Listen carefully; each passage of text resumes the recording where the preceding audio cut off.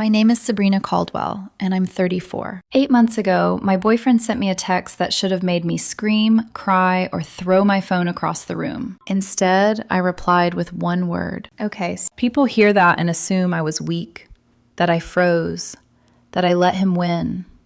But the truth is, I've spent 9 years in commercial real estate investment.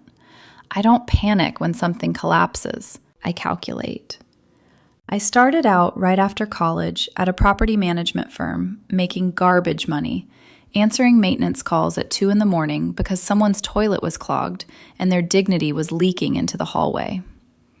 I worked my way up, assistant property manager, full property manager, then got recruited by an investment firm that needed someone who understood both the numbers and the reality. The job isn't glamorous.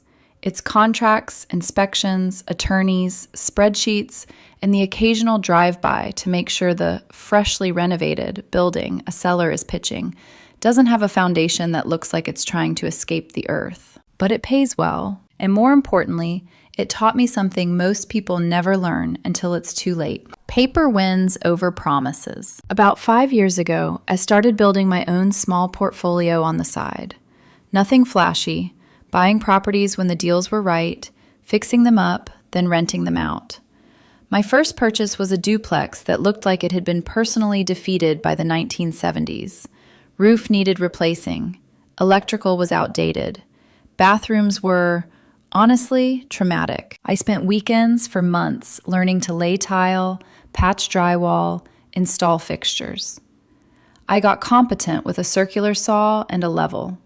Competent enough to know when I should call someone who actually knew what they were doing. My friend Kevin Mercer, contractor, remodeler, and the closest thing I've ever had to a brother, handled the permit-heavy stuff.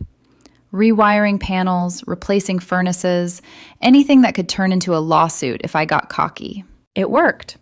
I put around $40,000 into that duplex, rented out both units, and cleared enough to do it again. Then again. By the time I was 30, I had multiple properties generating steady rental income.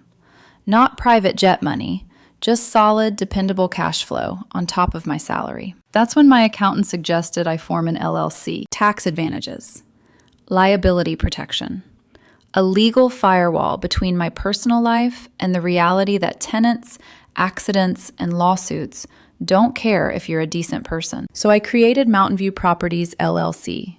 Boring name, intentionally forgettable.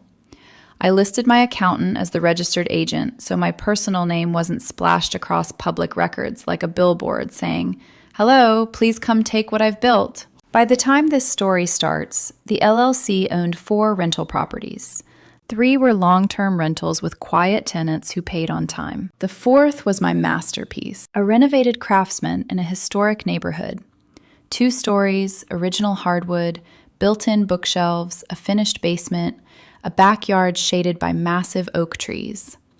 I bought it as a foreclosure for cheap, gutted it, repaired the foundation, updated the kitchen, refinished every piece of original woodwork, like I was restoring a cathedral.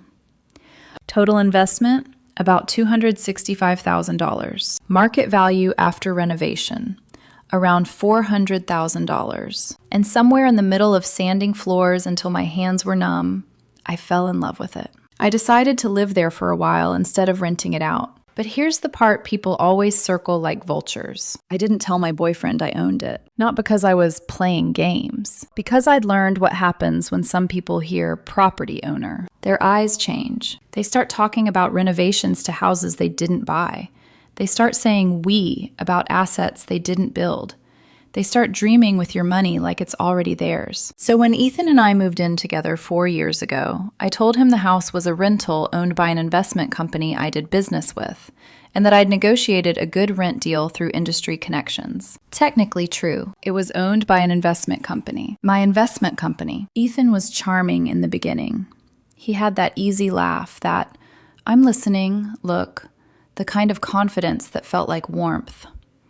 We met through mutual friends at a lake house party in summer 2020, the last normal season before everything got weird. He worked in sales, talked fast, smiled faster, made you feel like his attention was a spotlight. When we started dating, things moved quickly, partly because of the world situation back then. Less distractions, more nights in, more conversations that felt intimate because there wasn't anywhere else to run. By fall, moving in together felt like a practical choice. We signed a standard lease through Mountain View Properties, LLC. Both our names on it. 12-month term, renewal option. Authorized occupant clauses, subleasing restrictions, termination language. Clean and airtight. Drafted by my attorney like a locked door. For the first couple years, life looked normal. We split rent, split utilities, split groceries. I paid more for dinners out because I made more, but he'd cover things sometimes, just enough to feel balanced. We talked about marriage eventually, maybe kids, a future. And from the outside, I'm sure we looked like one of those couples people envy. Stable, comfortable, building. But stability has a sound. It's quiet. And Ethan started craving noise. Looking back, there were signs I dismissed because they weren't crimes. They were just shifts. He'd get bored easily. Not with me at first, just with routine. He'd latch on to new hobbies, new friends, new big ideas, then drop them the moment they stopped giving him that spark. Then, in January of last year, he joined this networking group through work. New social circle, new inside jokes, new nights out. He started coming home later, texting during dinner, laughing at his phone like someone on the other end had access to a version of him I wasn't getting anymore. And I did what women are taught to do when they don't want to be labeled controlling. I gave him space. By March, he was barely home. He'd work, then grab a drink, then help a friend, then it got late. Our conversations turned into surface-level logistics. Bills, trash, groceries, whose turn to cook. I told myself it was a rough patch, that long relationships go through seasons. Then, one Tuesday night in April, he hit me with the sentence that always comes right before someone tries to rewrite your life without your consent. Sabrina, I think we need to have an open and honest conversation about our relationship. He was perched on the edge of the couch like he wanted to bolt. I've been doing a lot of thinking, he said, and I feel like we've grown apart. We're more like roommates than partners. I muted the TV and stared at him. Okay, I said. So what do you want to do about it? He exhaled like I was supposed to rescue him from his own words. I think we should take a break. A break. Not a breakup. Not honesty. Not accountability. Just a pause button while he tried on a different life. He rubbed his palms on his jeans and added softly, I was thinking maybe you could stay with a friend for a while. Give me some space here to clear my head. There it was. The first time he said here like it belonged to him. I kept my voice steady. If you need space, you can stay somewhere else. I'm not leaving. His expression tightened, like I wasn't following the script he'd rehearsed. Sabrina, I'm asking nicely. I just need time to process everything without feeling like you're hovering. I'm not hovering, I said. I live here. We went back and forth until he grabbed his keys, said he'd stay at his friend Brooke's place for a few days, and walked out. A few days turned into 2 weeks. He'd come by to grab clothes, mail, chargers, his cologne. He barely spoke to me. Like if he didn't acknowledge me, he could pretend I didn't exist. I thought, naively, that he'd eventually move out and we'd end things like adults. Then came the text. Late April, Saturday morning. I was at my desk reviewing a commercial lease when my phone buzzed. From Ethan. Hey, just giving you a heads up. I'm moving back into the house this week and bringing someone with me. Her name is Brandy, and we've been seeing each other for a couple months now. I know this might be uncomfortable for you, but I've decided I want to pursue this relationship, and I need you to respect that. You can sleep on the couch until you find another place, but Brandy and I will be taking the master bedroom. I'll let you know when we're moving her stuff in. Thanks for understanding. I read it 3 times, then a 4th, like maybe the letters would rearrange themselves into something less disgusting. My boyfriend, my partner of 4 years, was informing me he was moving his new girlfriend into my home and demoting me to the couch like I was a stray he'd decided to tolerate until it wandered off. I stared at the screen so long my coffee went cold. Every emotion tried to fight for control, Rage, humiliation, heartbreak, disbelief. But underneath all of it, something else rose. A calm so sharp it felt like ice sliding into place. I typed one word. Okay, then I opened my laptop and I pulled up the lease. The moment I hit send on that one word reply, my hands stopped shaking. Not because I wasn't hurt, because my brain had switched into the same mode it always does when a deal turns ugly and someone thinks they can bully their way past a contract. Read, verify, document, execute. I stared at Ethan's message again. You can sleep on the couch until you find another place, and felt something twist in my stomach. Not just betrayal, entitlement, like he'd already pictured me shrinking myself down to fit the shape of his choices. I didn't call him. I didn't argue.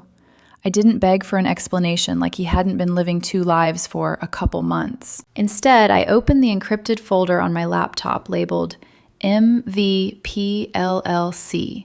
Lease Files. The Craftsman house wasn't saved under home. It was saved under its address like every other property I owned. Cold, professional, safe. I clicked the PDF. Please agreement. 847 Oak Street. Tenants, Sabrina Caldwell and Ethan Caldwell.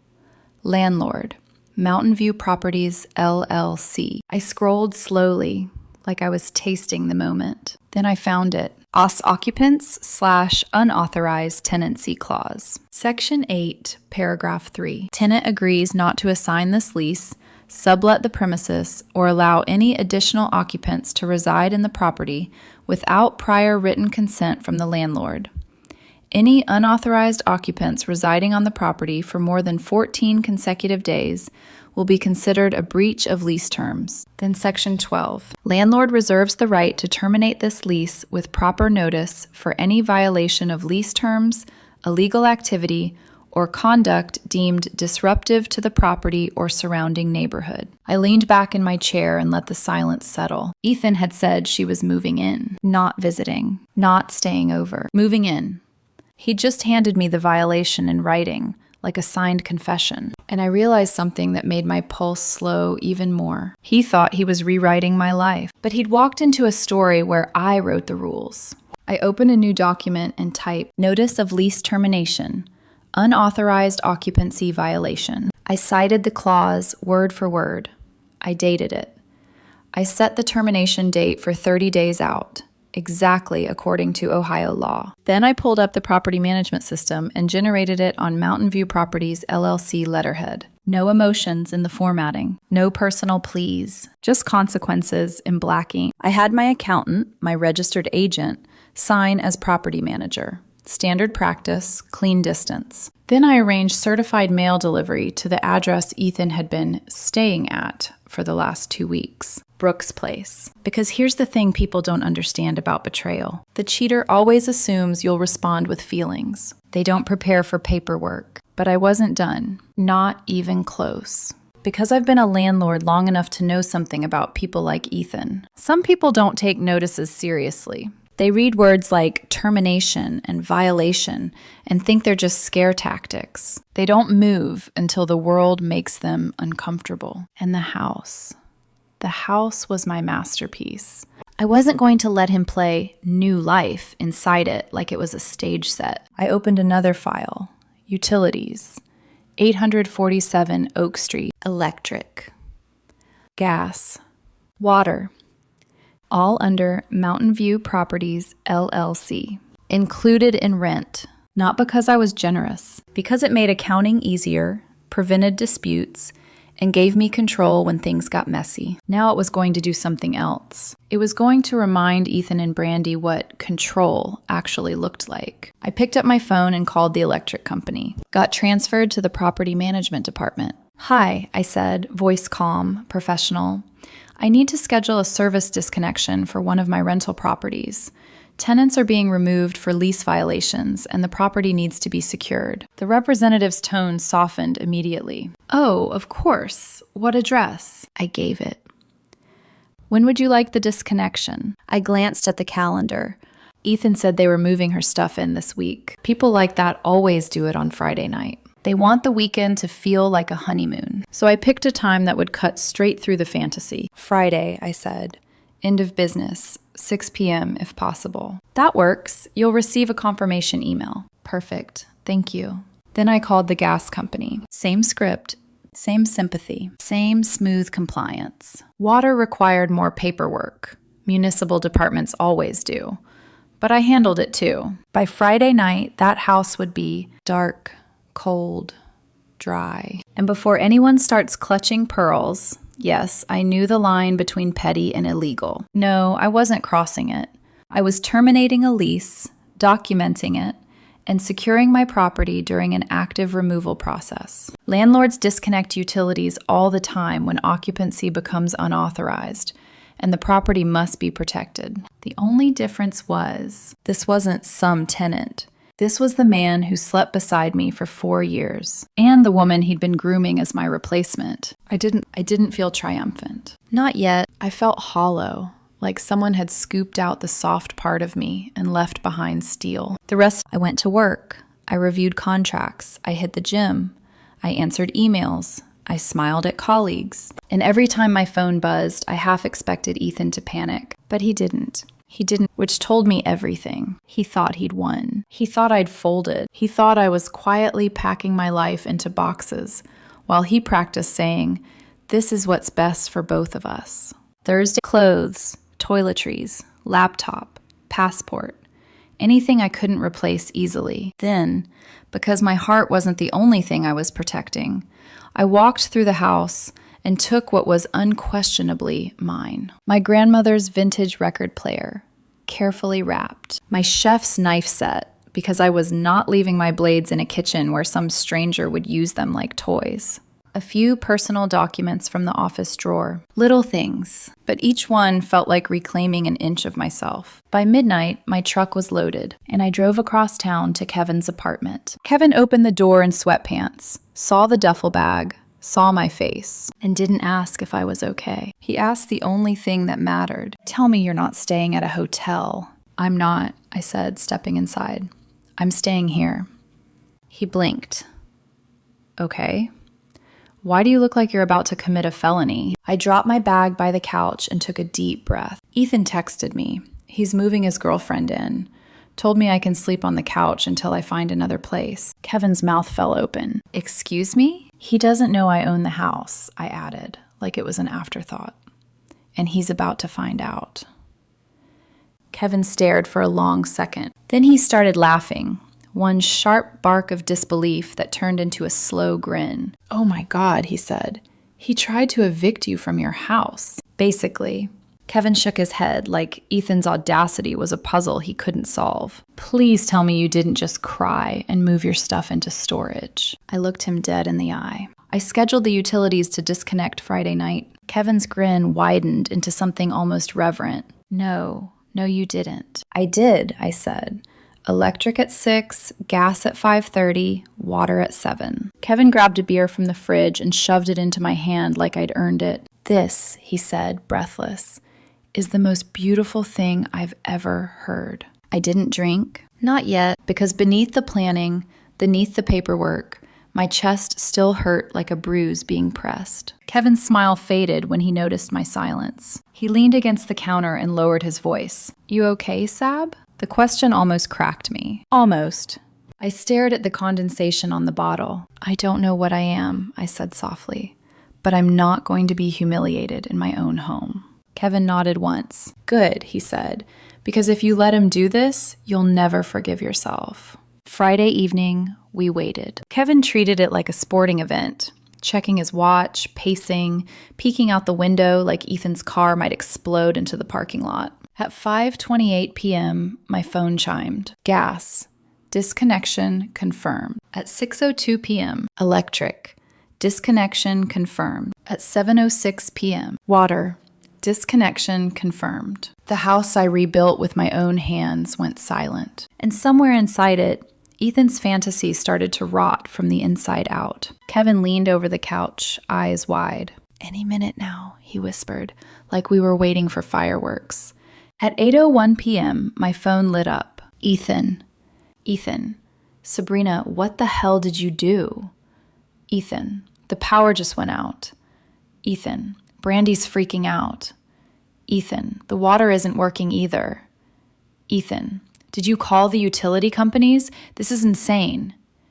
Ethan, fix this, now. Kevin made a sound that was half laugh, half gasp. I didn't respond. I didn't need to. I took a screenshot and sent it to Kevin. He replied with one word, iconic.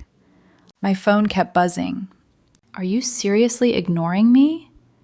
This is childish.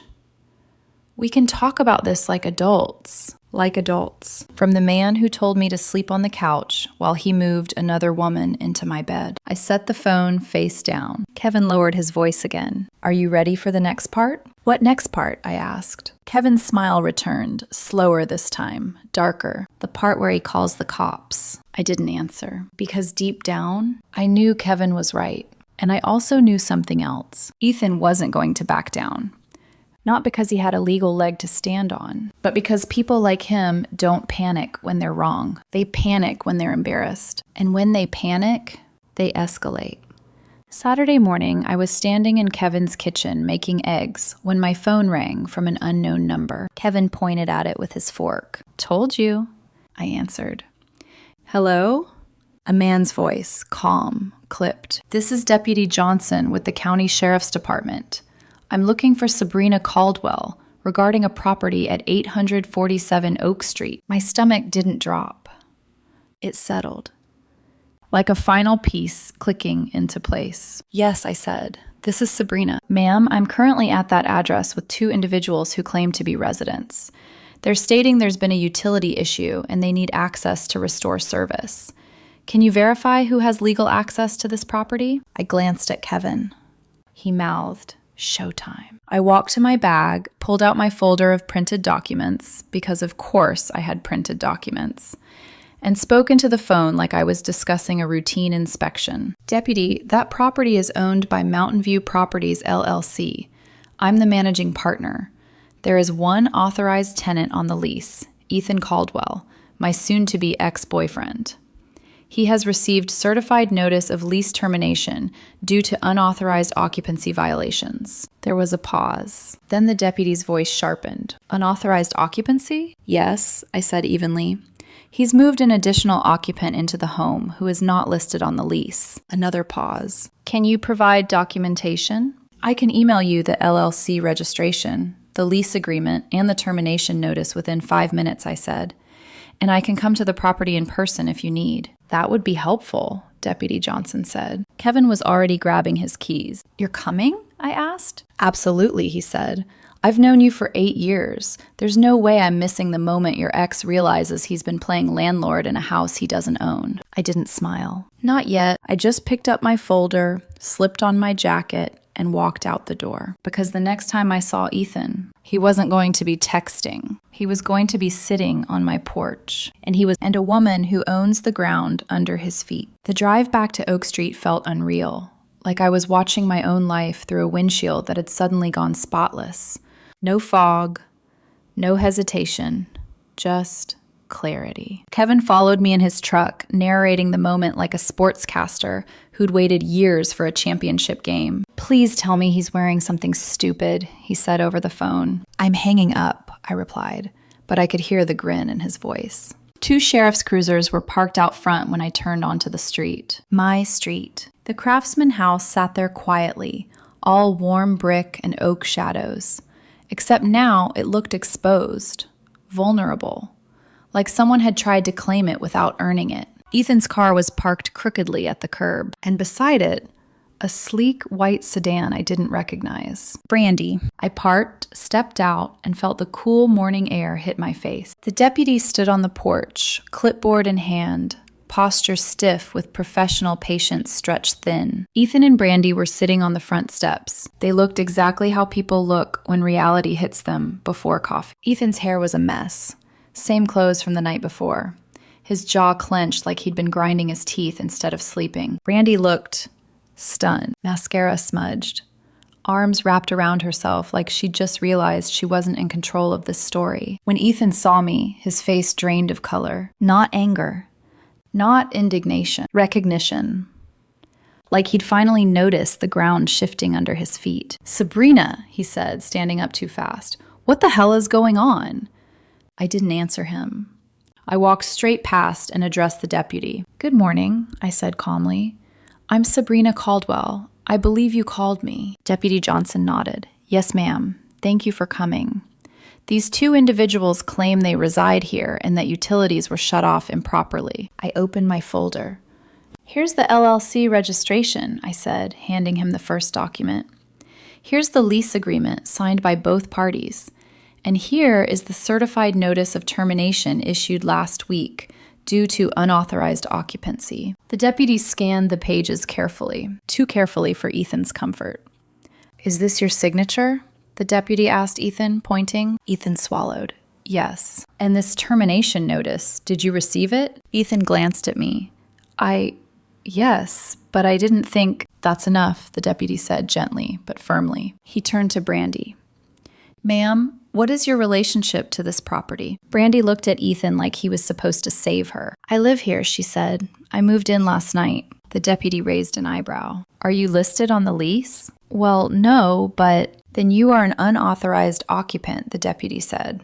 "At this moment, you are trespassing on private property." Brandy's mouth fell open. "Ethan," she whispered. "You told me—" Ethan cut her off. "This is ridiculous. She lives here. We both do. You can't just—" "Actually," the deputy said, "according to this documentation, she owns the property through Mountain View Properties, LLC." He looked at me. "You are the managing partner?" "Yes." Ethan stared at me like I just admitted I was someone else entirely. "You own it?" he said hoarsely. I met his eyes. "Yes." The word landed like a dropped plate. Brandy stood up slowly. "You told me this was just some rental," she said. "You said she was leaving." Ethan's silence answered for him. Deputy Johnson cleared his throat. "Miss Caldwell," he said, turning back to me, "you have grounds to press trespassing charges against Ms. Brandy Mitchell and proceed with formal eviction against Mr. Caldwell." Kevin leaned against his truck, phone already out. "Premium content," he muttered. I didn't look at him. I looked at Ethan, at the man who thought he could rearrange my life like furniture. "I want them off my property within 2 hours," I said. "All personal belongings removed. Anything left behind will be considered abandoned." Brandy's voice cracked. 2 hours? I can't. My stuff. "You should have thought about that," I said quietly, "before moving into a house that isn't yours." Ethan stepped toward me. "Sabrina, come on. We can talk about this. You don't have to do this." I laughed. "Once. Short. Sharp." "You already did this," I said. "I'm just responding." "But where am I supposed to go?" he asked, panic finally breaking through his arrogance. I tilted my head. "Wherever you planned for me to go when you told me to sleep on the couch." The deputy stepped between us when Ethan clenched his fists. "Sir," Deputy Johnson said, "I strongly suggest you begin gathering your belongings. You are currently in violation of the lease, and you are lucky the property owner is allowing time to collect items." Kevin gave him a thumbs up. For the next 2 hours, I sat in my truck. I watched them pack. Brandy made 3 frantic trips to her car, slamming the trunk harder each time. She didn't look at Ethan after the first argument broke out. Ethan moved slower, like denial weighed more than boxes. At one point, he came over to my window. I rolled it down halfway. "Sabrina," he said, voice shaking. "Please, we've been together 4 years. You're really going to throw it all away over one mistake?" "One mistake?" I repeated. "You planned this. You lied. You replaced me. Then you tried to erase me from my own home." He wiped his face with his sleeve. "I didn't know you owned the house. You never told me." I studied him for a long moment. "Would it have mattered?" I asked. His mouth opened, closed. He had no answer. By 2 p.m., they were gone. The deputies did a final walkthrough with me, documenting the condition of the house. Deputy Johnson handed back my paperwork. "You handled this correctly," he said. "Most people don't know their rights. You did." I nodded. When the cruisers left, the street went quiet. I stood alone in the doorway of the house I'd built. Boxes were gone. Lights were out. The air felt empty, not peaceful, just vacant, but it was mine again. And that mattered more than anything Ethan had ever offered. The house took a week to feel like mine again. I reconnected the utilities, cleaned every surface, washed every sheet, threw out the things that still smelled like him. Kevin helped me patch nail holes and rearrange furniture until the room stopped echoing with memories. Ethan tried to call, then text, then email. I didn't answer. My attorney handled the separation. Clean, quiet. No shared assets, no theatrics. The paperwork ended faster than the relationship ever deserved. A month later, I heard Brandy left him. Turns out being the new beginning loses its shine when the lights go out and the truth walks in with a deputy. Ethan moved out of town, changed jobs, tried to explain the story to friends who already knew better. We ran into each other once at a brewery downtown. He apologized, said I'd become cold. I told him the truth. I'm not cold. I'm finished. That was it. A few months after, I started dating again, slowly, carefully. A man who works in my industry, who understands boundaries, who listens when I speak and doesn't try to stand where I'm standing. Some nights, I sit in the living room and look around at the house I rebuilt with my own hands. The house no one can take from me. People still ask if what I did was harsh. I call it accurate. You don't get to replace someone in their own life and expect them to help you unpack.